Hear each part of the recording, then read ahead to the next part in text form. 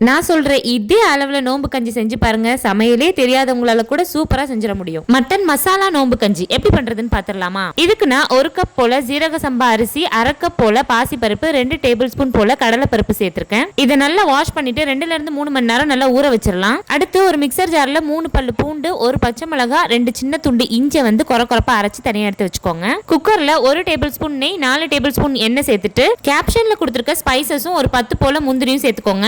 ஒரு பெரிய வெங்காயத்தை நீல வாக்குல நறுக்கி சேர்த்திருக்கேன். ஒரு 20ல இருந்து 25 போல சின்ன வெங்காயம் சேர்த்துக்கோங்க. சின்ன வெங்காயம் எவ்வளவு அதிகமா சேர்க்கறீங்களோ அந்த அளவுக்கு கஞ்சி நல்லா இருக்கும். கொஞ்சமா மல்லித்தலையும் புதினாவும் சேர்த்திருக்கேன். அதுக்கப்புறம் நம்ம இஞ்சி பூண்டு பச்சை மிளகாவை கொரப்பா அரைச்சு வச்சிருந்தோம் இல்லையா, அது சேர்த்திருக்கேன். ஒரு கேரட், ஒரு தக்காளியை வந்து நறுக்கி சேர்த்திருக்கேன். ஒரு 1/4 கிலோ மட்டனை வந்து நல்ல எலும்போட வாங்கியிருக்கேன். அதையுமே நல்ல குட்டி குட்டியா கட் பண்ணி இந்த மாதிரி சேர்த்துக்கலாம். 1/2 டீஸ்பூன் மஞ்சள் தூள், 1 டீஸ்பூன் காஷ்மீர் மிளகாய், 1 டீஸ்பூன் கரம் மசாலா சேர்த்து நல்லா மிக்ஸ் பண்ணி மசாலாவுடைய பச்சை ஸ்மெல் போகிற வரைக்கும் மிக்ஸ் பண்ணிடலாம். அதுக்கப்புறம் தேவையான அளவுக்கு உப்பு சேர்த்துட்டு நம்ம ஊற வச்சிருந்த அரிசி பருப்பை தண்ணி வடிச்சிட்டு சேர்த்துடலாம். அரிசியும் பருப்பு நல்லா ஊறி இருந்தது அப்படின்னா கஞ்சி நல்ல குலைவா கிடைக்கும். 2 லிட்டர் போல தண்ணி சேர்த்துட்டு ஒரு 4-5 விசில் வந்து விட்டுறலாம். நல்லா அரிசி பருப்பு மட்டன் எல்லாம் வெந்து இந்த மாதிரி இருக்கும். இந்த டைம்ல நம்ம 1 கப் போல தேங்காய் பால் எடுத்து வச்சிருக்கேன், அதையும் சேர்த்துடலாம். உங்களுக்கு கஞ்சியோட கன்சிஸ்டன்சிக்கு ஏற்ற மாதிரி ஹாட் வாட்டர் சேர்த்து மிக்ஸ் பண்ணிக்கோங்க. தேங்காய் பால் சேர்த்து கொதி வரக்கூடாது. தூளா நறுக்கின மல்லியில சேர்த்து அப்படியே சர்வ் பண்ணீங்க அப்படின்னா செம்ம டேஸ்டா இருக்கும். கண்டிப்பா எல்லாரும் ட்ரை பண்ணி பாருங்க.